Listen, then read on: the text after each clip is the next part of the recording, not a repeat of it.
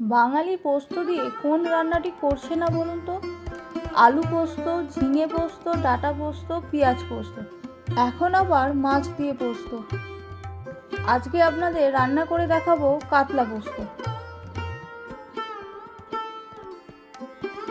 এই কাতলা পোস্ত রান্নার জন্যে আমি নিয়েছি 500 গ্রাম কাতলা মাছ। ভালো করে পরিষ্কার করে ধুয়ে নুন হলুদ মাখিয়ে রেখেছি।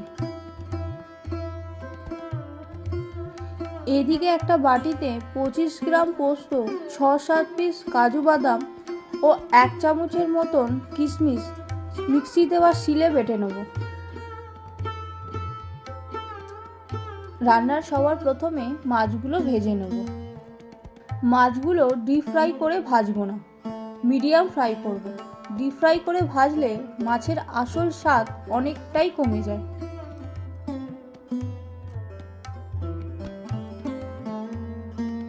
মাছ ভাজা হয়ে গেছে। এখন এই মাছ ভাজার তেলেই ফোড়নের জন্য দিচ্ছি 1/2 চামচ 5 ফোড়ন। ফোড়ন থেকে খুব সুন্দর গন্ধ বের হওয়ার পর দিয়ে দেবো 2টো মাঝারি সাইজের পেঁয়াজ। অবশ্যই পেঁয়াজগুলো এইরকম স্লাইস করে কাটতে হবে। পেঁয়াজ তাড়াতাড়ি মজানোর জন্য দিয়ে দিচ্ছি সামান্য লবণ। পেঁয়াজটা একটু মজে গেলেই দিয়ে দিতে হবে 2 চামচ আদা ও কাঁচা লঙ্কা বাটা। দিয়ে দিচ্ছি সামান্য হলুদ। হলুদের পরিমাণ অল্প হবে যেহেতু এটি পোস্ত।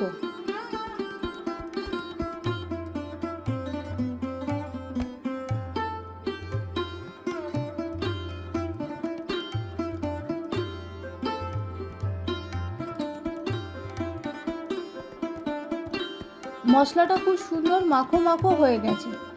এখন দিয়ে দিচ্ছি আগের থেকে তৈরি করে রাখা পোস্ত বাটা।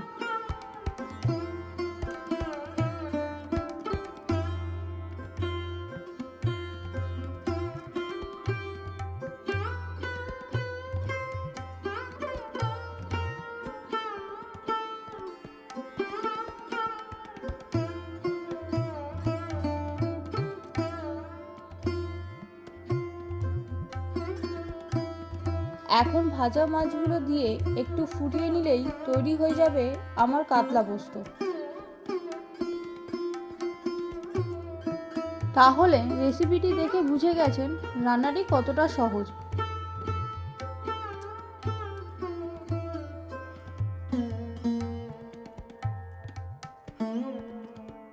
তবে আজকের এই রান্নাটি একেবারে আলু পোস্তর মতন ড্রাই করব না, একটু জুসি অর্থাৎ ঝোল ঝোল থাকবে। এই ছিল আজকের ভিডিওটি যদি ভালো লেগে থাকে তাহলে অবশ্যই একটা লাইক করবেন। আর ভিডিওটি সম্পূর্ণ দেখার জন্যে অসংখ্য ধন্যবাদ।